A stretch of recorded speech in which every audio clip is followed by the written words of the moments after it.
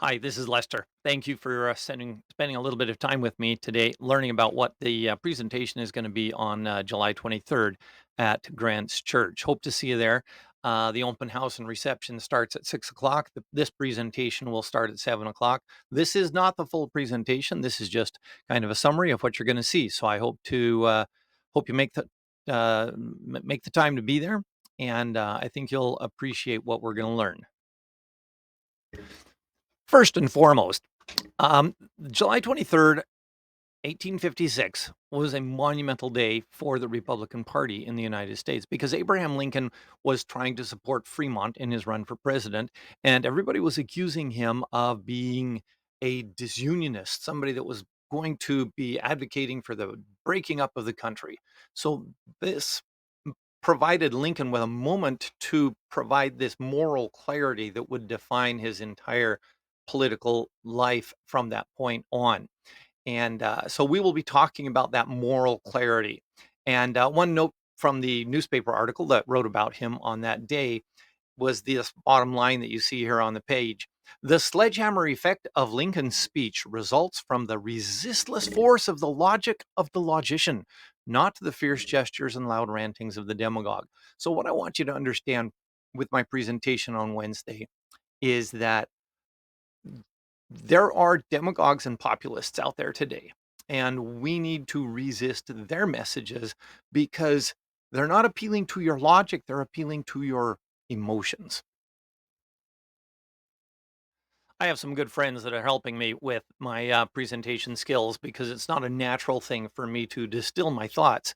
And so when somebody recognizes that I'm getting a little too over the top in what I'm trying to explain, he says, and he asks me, what do you want them to remember at the end of the night? And that always helps me distill my thoughts. So I refer you to the title of my presentation, Deep Roots, Rising Tide. Here in the Galena area, we're at the very, very bottom of the Driftless area. You can see us on the map here. And there are very deep roots in the Midwest, and specifically the roots go deep in the Driftless area. But it's not economically vibrant at the moment. We're losing our young people. The population in the Driftless area is gradually aging and getting a little older. In Galena, 1 in 4 residents of the town are over the age of 70. And we need to figure out a way to, number one, revitalize our economy. We're lucky in Galena. We get 1.4 million tourists a year visit our town. But other towns all the way up the Driftless area, Prairie du Chien and McGregor, Iowa, and Winona, they don't have that same tourist appeal that we have here in Galena. And so my ideas for the Driftless Rivers Coalition are ideas that will raise the tide for everybody. So deep roots rising tide um, means that I have got to figure out a way that we can get all of these people communicating with each other. Because when you think about it and you look at the map, there are 35 counties spread over 4 different states. If you add that towns together, it's well over 140 significant towns in the Driftless area. And so when you consider that we have all of these counties that each one of them have a 40-year plan, each one of them have their own economic development goals, but we're not talking with one voice. And so the Driftless Rivers Coalition is trying to get together a plan that will allow these communities, these counties, these towns, and these 4 states to come together with one big idea rather than a whole bunch of little tiny ideas. So I recognize that at my age, I'm 65 years old. I am not going to live long enough to see the results of this big plan. It's too big of a plan. So this is metaphorically like me planting that white oak that I have out in my backyard. We took out 5 black walnuts because we had 9. That was a little too much of a good thing. So we took out one big black walnut and we planted a white oak there. I will never sit in the shade of that white oak, but it doesn't mean it was a stupid idea to plant one. White oak trees are the original ecosystem tree that built this river basin.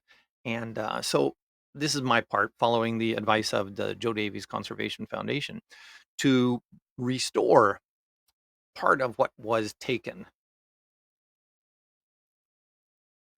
And while I'm at it, I might as well get really big with my plans. I have a 50-year plan in my head that suggests that maybe we should stop building freeways north and south along the Mississippi River, especially through the Driftless area, because those freeways are going to be way too expensive. They might as well just put the money into a train system.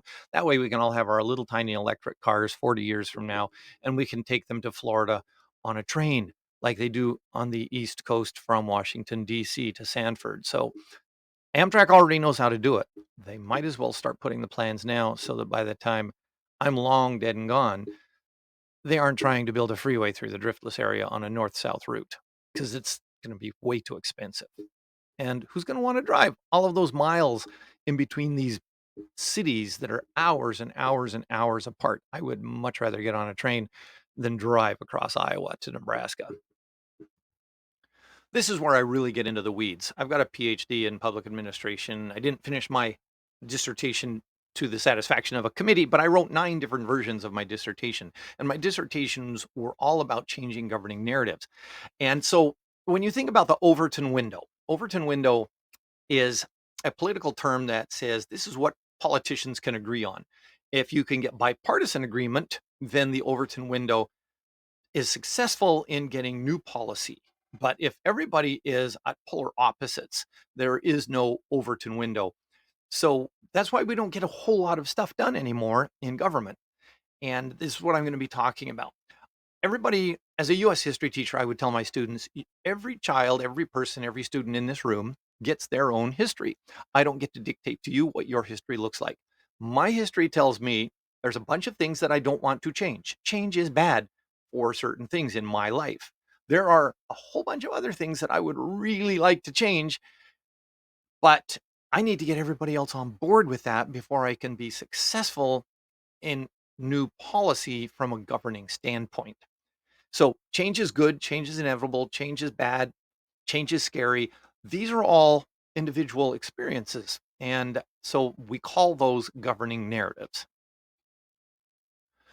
So what we really should be talking about in the driftless area is the possibility of this one big idea. What is the one big idea? Do we want new roads? Do we want passenger rail? Do we want better schools? Do we need grants for our little small towns that don't get 1.4 million tourist visits a year? Do we want immigration paths to citizenship so that we don't lose the workers in our hotels and the hospitality industry and our farms? Those are governing narratives that we should be talking about, but we're not. And that's why I created the Driftless Coalition, because I thought this area needed a super PAC that will stop people from talking about non-productive demagoguery and populist messaging and get people talking about real, meaningful economic change. When you actually come to my town halls or my forums, you're going to see these posters around a room. We can have a cocktail, or in the case of Grant's Church, have a mocktail, and talk about these posters a little bit more in detail. They're a little bit wonky. Well, actually, they're a lot wonky. But what I really want you to understand is that if you are living in a small town or a rural area of America, and everybody is butting heads against each other because one argument is that trans women are competing in college sports and we have to ban trans women from competing in college sports. And then on the other side of the room, you have somebody saying you cannot defund Planned Parenthood. It's the only source of healthcare for women who really are in desperate situations. And nobody's talking about the economic development of your small town. Nobody's talking about the economic viability of a family farm. Nobody's talking about better passenger rail service or highways. Nobody's talking about whether a little town can get a grant to save a historic building. The culture wars are costing rural America billions and billions and billions of dollars. Good government can do great things, but you have to first stop talking about the culture wars, because there is no economic revitalization taking place in your town if you are all locking horns over whether trans women are competing in sports or the Planned Parenthood clinic is getting defunded. And on the side of politicians, because they have been, certain politicians have been nurtured into the idea that voters turn out for a culture war issue.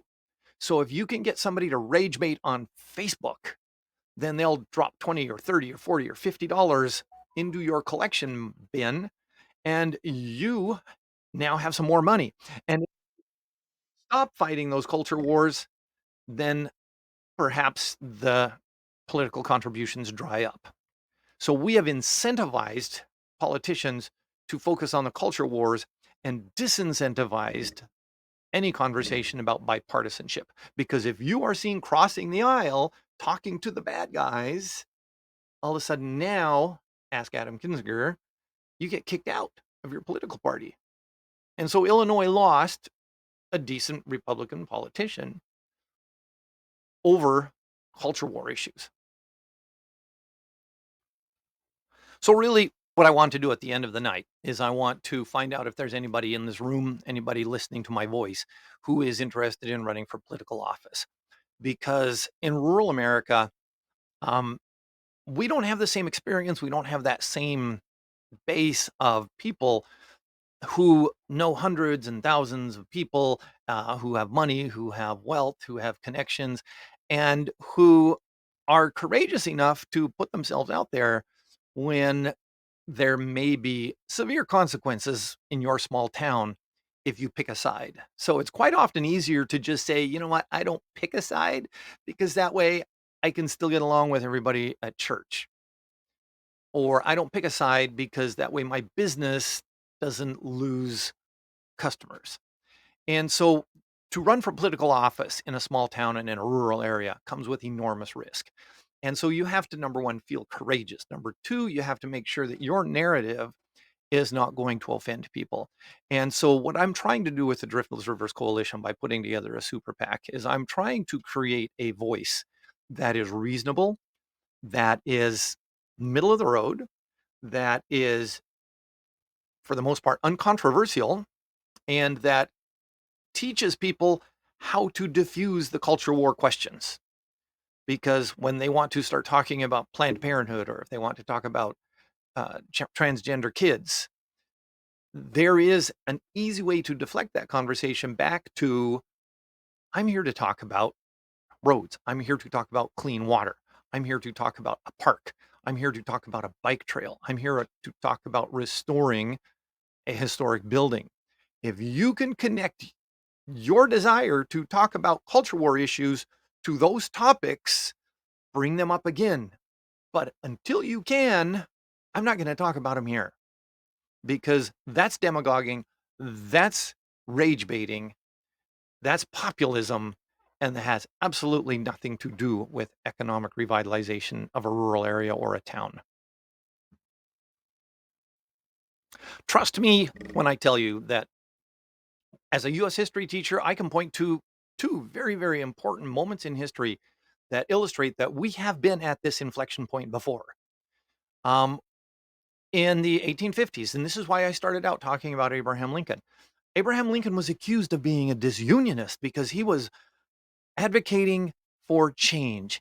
He said, with moral clarity, with Frederick Douglass at his back, with the Dred Scott decision at his back, he spoke with moral clarity and said, we have to end slavery. And other people said, oh, he wants to end slavery. That means he wants to split the nation. No, he did not want to split the nation. He wanted to bring human dignity into the United States. And he recognized a future with slavery was going to be a future with poor economic prospects. The northern states were prospering. The Industrial Revolution was beginning, and the northern states were taking advantage of it. And the southern states were drinking iced tea served to them by their slaves. There was no industrialization going on in the southern states because they had invested all of their money in their slaves. And so slavery needed to end in order for the United States to have this unification under a capitalist system. Slavery was not a capitalist system. Slavery was an inherited wealth system. And so this moment in time when Frederick Douglass was talking about the Dred Scott decision and Abraham Lincoln was talking about ending slavery, people were accusing them both of being disruptors. But once again, look at that Overton window. The Overton window said, no, this is unacceptable on the top end. This is unacceptable on the bottom end. The Lincoln Douglas debates, the other Douglas guy, they were talking about whether we should keep slavery and keep things the way they are. Let's not change anything. Change is scary. And Abraham Lincoln was saying, no, change is essential. And so for that, he got accused of being a disunionist. The other moral clarity moment that I'm going to be talking about on during my forums is this idea that in the 1930s, we were doing it again. We had the Red Scare, blaming immigrants for all of the problems, Sacco and Vanzetti. We had the monkey trials, trying to bring religion back into the core of every discussion by advocating that we can't teach evolution. Science was a bad thing in schools. We had the last successful blasphemy conviction of Charles Smith because he had an atheist storefront on the street in Little Rock, Arkansas. These culture war issues were back on the front pages of every newspaper. And this enormous wealth disparity was the contrasting moment in history. Farms were failing at 3, 4, 5 times the rate they were the previous decade because there had been so much change in the systems. But nobody was talking about the failure of farms because they all wanted to talk about the monkey trials and the immigrants who were causing the problems and the atheists who couldn't be trusted. And so this wealth disparity finally led to the collapse, and we ended up with a depression. And the moral clarity moment was, do we want to keep Hoover or do we want change? And so we got change with Abraham Lincoln, and the Civil War ended up as a result. But that was the essential change that needed to happen. And we got FDR, and it took a decade or more to recover. But we were on the right direction again. That change in course was essential. We are at a moment now where we need a change in course. And that's why I am looking for new people to run for political office, because I think in this moment, we can have our own moral clarity moment. Are immigrants bad? Is it really, really terrible and awful that some families choose to allow their child to have a gender identity that matches their psychology, their brain wiring? Is it really that essential that we fight over those issues at the expense of the oligarchs overtaking the economic system of the United States? They're all over there saying, hey, go have your little fight over there. We're making billions and billions of dollars, and we have this enormous wealth disparity happening, but nobody's paying attention to the economic possibilities that exist in the rural areas because we're too busy fighting the culture wars. So my argument is we need new people in office, and we need reasonable people who have moral clarity. So here we are at the end of my presentation. Um, the I've talked to you now about why we need to have political change. I've talked to you now about what it takes to have policy change and a new governing narrative. It's a lot of work to get a new governing narrative into place.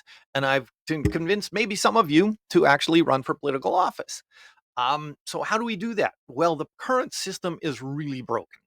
I'm not sure how many of you understand U.S. history, but we went through this period of time where the big cities were run by political machines. New York had a political machine. Chicago had a political machine.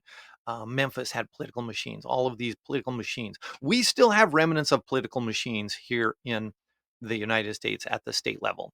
And those political machines make it very, very difficult for somebody to be primaried. And then if the primary election doesn't mean anything and the Republican Party or the Democratic Party is favored by being in the incumbent position, then it's really hard to get new blood into the political machine. And so right now in the state of Illinois, we're looking at the General Assembly is looking at a new system of voting. They have to have a report back by June 30th of 2027 on whether we should try ranked choice voting. So I want to give you a little quick short lesson on how the current system is broken and how ranked choice voting will fix that. I'm not going to get into it on the video, but maybe you can look from the graphics here and understand that the system works a little better with ranked choice voting. And we'll talk about that in the forum when we're face to face. So let me end where I started, back with Abraham Lincoln and his July 23rd speech of 1856. In that speech, he reminded people that he is not the one seeking to divide the country. The country already was divided, hopelessly divided. And he said the Republican position resisting the expansion of slavery is not divisive. All this talk about the dissolution of the Union is humbug, nothing but folly. We won't dissolve the Union, and you shan't. So he's telling other people, don't accuse me of being the one that's trying to break this country apart. It's already breaking apart. Let's work now to put it back together. And he was lucky because he had the contrast to those on the opposing side in the embodiment of Frederick Douglass. Frederick Douglass had provided the moral clarity. Stephen Douglas even made fun of how close Abraham Lincoln and Frederick Douglass were in his debates, because he thought by attaching Abraham Lincoln to Frederick Douglass, because Frederick Douglass was an agitator, he was an activist. The quotes I have here from Frederick Douglass are about how we need to take action. He's talking about taking action. Power concedes nothing without a demand. It never did, and it never will. Those who profess to favor freedom and yet deprecate agitation are men who want crops without plowing up the ground. So by attaching Abraham Lincoln and Frederick Douglass together, Stephen Douglas made the argument that got him elected senator. But Stephen Douglas lost the war because what he did was he perfectly set up Abraham Lincoln to run for president. So it is time to lead courageously.